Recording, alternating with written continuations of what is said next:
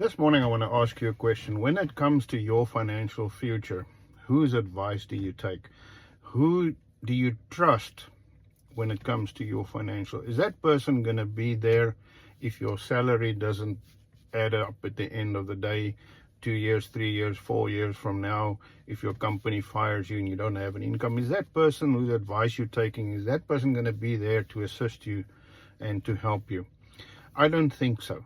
But anyway, I want to invite you to get an in-depth explanation of what our business is.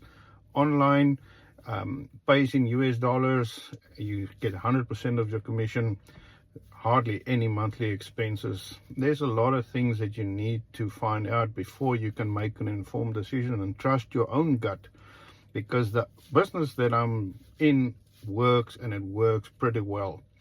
The only thing is how you see yourself in that. Make an informed decision, get involved, get all the facts, and then you can decide.